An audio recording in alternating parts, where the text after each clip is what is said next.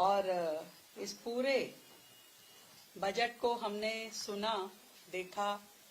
माननीय वित्त मंत्री जी ने इसे संसद पटल पर प्रस्तुत किया और मैं अपनी ओर से देश के यशस्वी प्रधानमंत्री नरेंद्र मोदी जी को दिल से धन्यवाद देती हूं कि जिनके मार्गदर्शन में विकसित भारत के संकल्प को मजबूत आधार देने वाला हमारा ये बजट हमारी वित्त मंत्री निर्मला सीतारमण जी द्वारा रखा गया। और वित्त मंत्री निर्मला सीतारमण जी का भी बहुत बहुत आभार व्यक्त करती हूं, जिन्होंने एक बहुत ही संतुलित, दूरदर्शी और आम नागरिकों की जरूरत के अनुसार इस बजट को बनाया और हम सबको दिया। साथ ही मैं देश के गृह मंत्री अमित शाह जी का भी विशेष रूप से धन्यवाद करती हूं कि जिन्होंने दिल्ली की सुरक्षा और कानून व्यवस्था और प्रशासन से जुड़ी जो व्यवस्थाएं हैं उनको मजबूत करने के लिए हमें विशेष रूप से संबल दिया। और मैं ये कह सकती हूँ कि ये जो पूरा बजट है ये देश के हर वर्ग को भरोसा देता है, गरीबों को सहारा देता है, देने वाला बजट है ये। युवाओं को मौका देने वाला, महिलाओं को सम्मान और ताकत देने वाला और देश की अर्थव्यवस्था को आगे बढ़ाने और एक साफ रोड मैप दिखाने वाला ये पूरा बजट है। और जो तीन बातें हमारी आदरणीय वित्त मंत्री जी ने कही, तीन कर्तव्यों की बात कही, वो बहुत ही शानदार थी कि ये बजट तीन बड़े कर्तव्यों से प्रेरित है और यही इसकी सबसे बड़ी ताकत है। पहला कर्तव्य है देश की आर्थिक वृद्धि को तेज करना और लगातार उसे बनाए रखना, दोनों चीजें।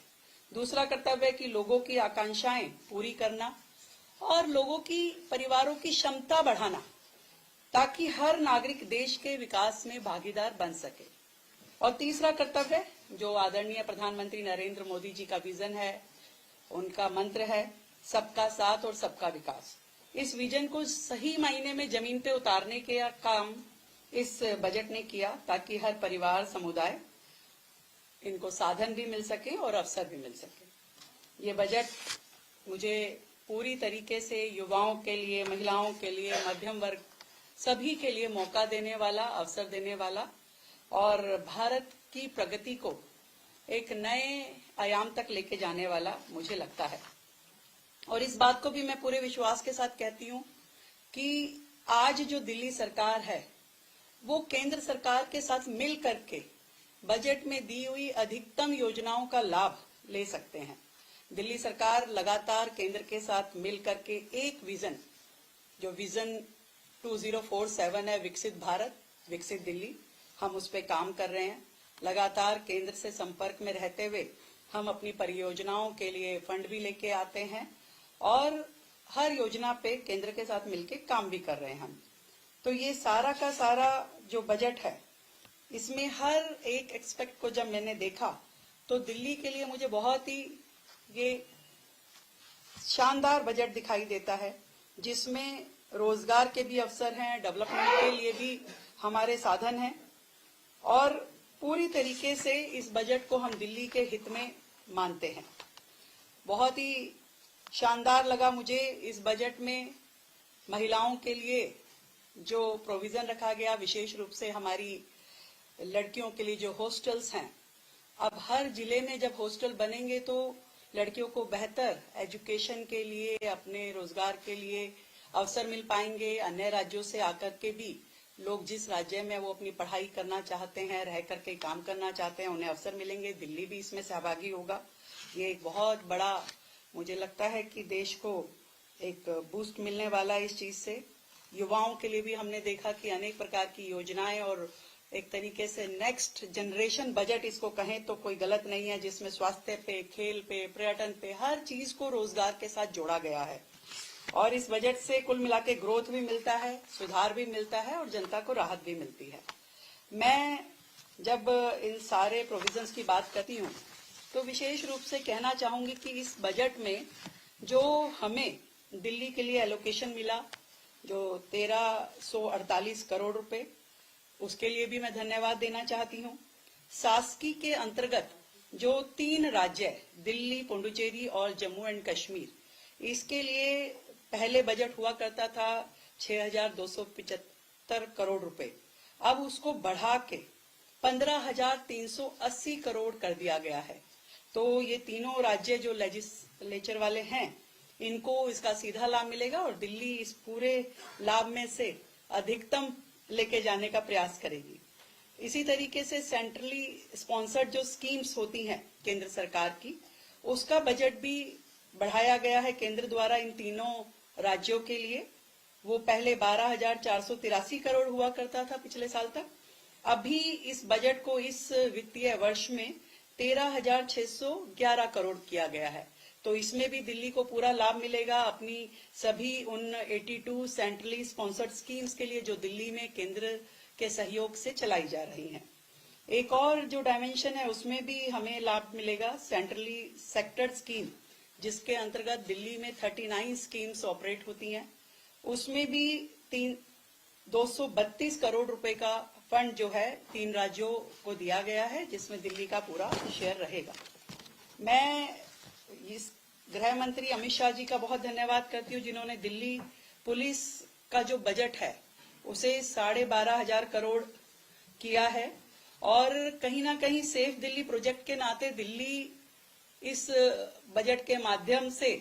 आधुनिक यातायात प्रणाली, संचार का नेटवर्क, आईटी परियोजनाएं, ये सब शुरू कर पाएगी और एक बेहतर व्यवस्थाएं हम दिल्ली के लिए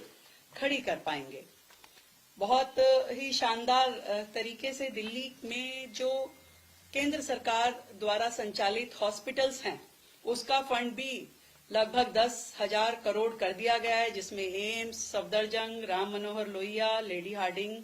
कलावती सरन चिल्ड्रन हॉस्पिटल इत्यादि हैं। ये भी दिल्ली के लिए हेल्थ केयर में एक अच्छा बूस्ट है, क्योंकि हमारे इस शहर के लाखों लोग इन हॉस्पिटल्स में इलाज पाते हैं। ये हमारे लिए सीधा सीधा एक अच्छा काम है जो केंद्र ने हमें दिया है। और जिस तरीके से एजुकेशन सेक्टर में भी इस बजट में बढ़ाया है राशि को, उसमें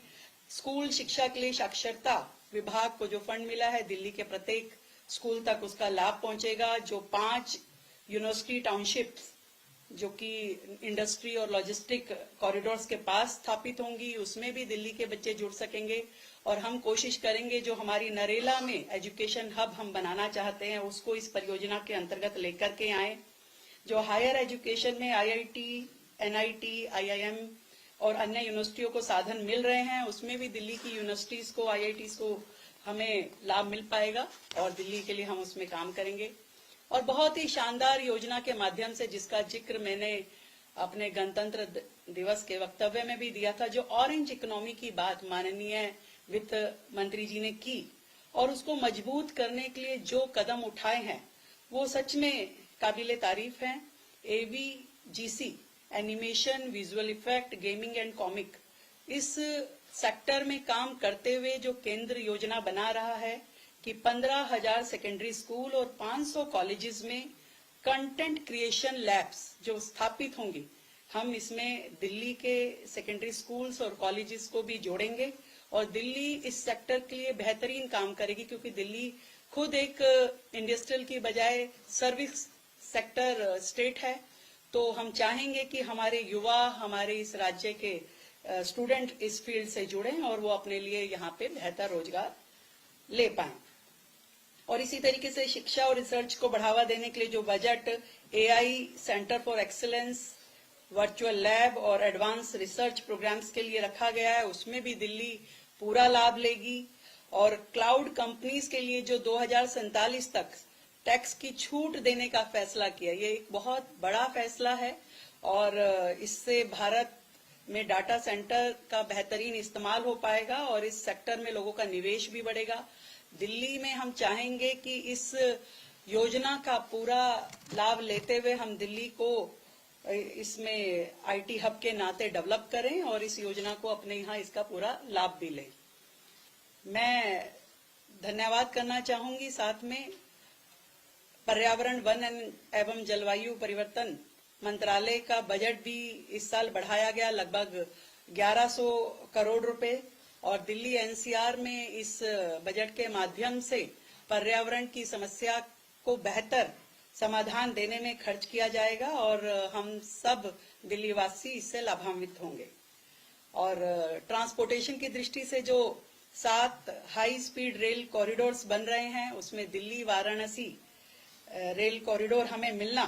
एक बहुत ही सम्मान की बात है। इससे दिल्ली का ट्रांसपोर्टेशन इंफ्रास्ट्रक्चर भी डेवलप होगा और एक बड़ा बूस्ट हमारी ट्रांसपोर्ट सेक्टर को इससे मिलेगा। मुझे खुशी है कि स्पोर्ट्स में जो बजट बढ़ाया गया है उसमें भी लगभग 1100 करोड़ रुपए का इंक्रीमेंट है और साई को भी इसमें 880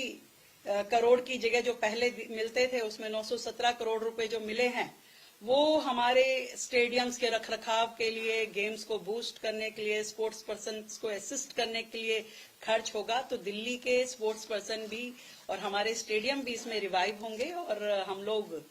दिल्ली राज्य इसका लाभ उठा पाएगा। महिलाओं के लिए जो हॉस्टल मैंने बताया वो हम हर एक जिले में बनाएं और अपनी दिल्ली की लड़कियों को इसमें फायदा दे पाएं, ये हमारे लिए एक बड़ा काम है और इसको हम जरूर करेंगे। एक शानदार काम जो केंद्र सरकार ने अपने इस बजट के माध्यम से किया है ग्रीन एनर्जीज की ओर, यानी कि बैटरी बनाने वाली मशीनों पे जो छूट का दायरा बढ़ाया गया और जो बैटरी एनर्जी स्टोरेज सिस्टम के में इस्तेमाल होने वाला सामान है अब उस पे ड्यूटी नहीं लगेगी। और इसी तरीके से जो सोलर ग्लास बनाने में इस्तेमाल होने वाले मटेरियल है उसको भी ड्यूटी फ्री किया गया। तो इस सबसे मुझे लगता है कि ईवी व्हीकल्स और सोलर पैनल्स ये इनकी मैन्युफैक्चरिंग सस्ती हो पाएगी और दिल्ली क्योंकि आने वाले समय में ईवीज पे इतना काम कर रहा है, अपने सोलर पैनल पे, ग्रीन एनर्जीज पे इतना काम कर रहा है, तो हमें इसका पूरा लाभ हम दिल्ली के नाते लेंगे और अपनी दिल्ली को पूरी तरीके से सोलर, ईवी इनसे जोड़ते हुए हम केंद्र के साथ में बातचीत करते हुए मैक्सिमम फंड को अपने यहाँ यूटिलाइज कर सके, इसके लिए हमारा प्रयास रहेगा। मुझे लगता है कि ये पूरा का पूरा जो क्लीन एनर्जी इस्तेमाल की तरफ ये कदम केंद्र सरकार का है और इससे क्लीन एनर्जी इस्तेमाल भी बढ़ेगा, घरेलू मैन्युफैक्चरिंग भी बढ़ेगी, ग्रिड जो इंटीग्रेशन है वो भी इसमें जो सरकार का फोकस है इसमें मजबूत होगा और दिल्ली इसमें अपना पूरा रोल निभाएगी। मैं इस सारे विषयों पे जब देखती हूँ तो मुझे इस बजट के माध्यम से लगता है कि दिल्ली का ये साल जो है बेहतर योजनाएं लेने का काम है, क्योंकि पहले जब दिल्ली सरकार और केंद्र सरकार काम करती थी तो दिल्ली राज्य का एटीट्यूड, जो पिछली सरकारों का एटीट्यूड हमेशा रहता था कि भी केंद्र से हमें मदद नहीं मिलती है या केंद्र हमें सपोर्ट नहीं करता, जबकि केंद्र ने हमेशा अपना असिस्टेंस दिया है। केंद्र ने डिजास्टर मैनेजमेंट में भी, जब मैं पुरानी फिगर्स भी देख रही थी तो तब भी कोविड के समय हो जब 165 करोड़ रुपए सिर्फ नेशनल डिजास्टर द्वारा दिए गए थे, अलग अलग सालों में हर हेड में दिल्ली को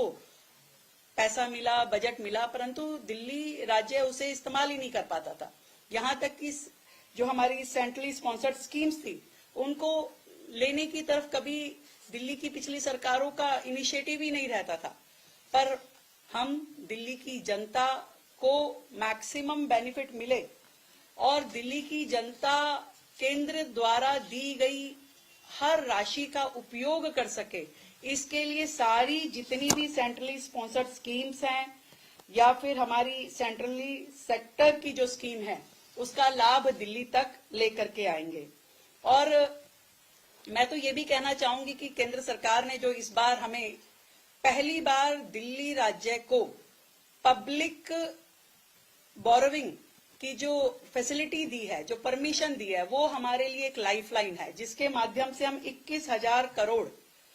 रुपए मार्केट से लेने में सक्षम हुए हैं, जो कि पूरी तरीके से कैपिटल एक्सपेंडिचर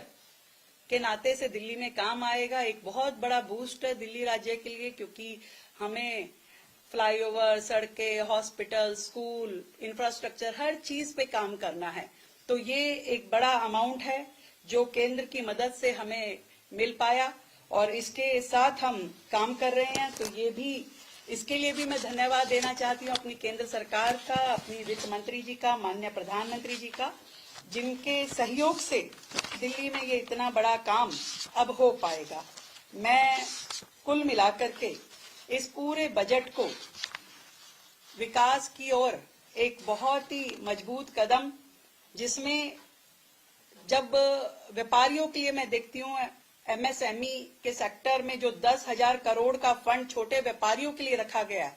तो दिल्ली के व्यापारी भी इसका पूरा लाभ लेंगे, क्योंकि दिल्ली में लाखों छोटे कारोबारी और सर्विस प्रोफेशनल्स यहाँ पे काम करते हैं। तो इस 10,000 करोड़ में से हम भी दिल्ली के व्यापारियों को ये लाभ पहुंचा पाएंगे। ईज ऑफ डूइंग बिजनेस और फाइनेंशियल रिफॉर्म की दृष्टि से जिस तरीके से केंद्र ने अपने बजट में बहुत सारे प्रोविजन रखे हैं, चाहे वो नगर निगम की फंडिंग से जुड़ा है, चाहे आईटी सेक्टर से, सर्विस सेक्टर से, कॉर्पोरेट बॉन्ड से, ये सब के माध्यम से मुझे लगता है कि पूंजी जुटाना भी आसान होगा, निवेश भी बढ़ेगा, रोजगार भी बढ़ेगा और दिल्ली की अर्थव्यवस्था को गति भी मिलेगी। तो ये, और एक विशेष रूप से धन्यवाद जो देना चाहती हूँ, जो हमारा चंद्रावल का जो प्रोजेक्ट है, वाटर प्रोजेक्ट, उस पे भी हमें 380 करोड़ रुपए इस साल मिल रहा है। और दिल्ली में क्योंकि पानी एक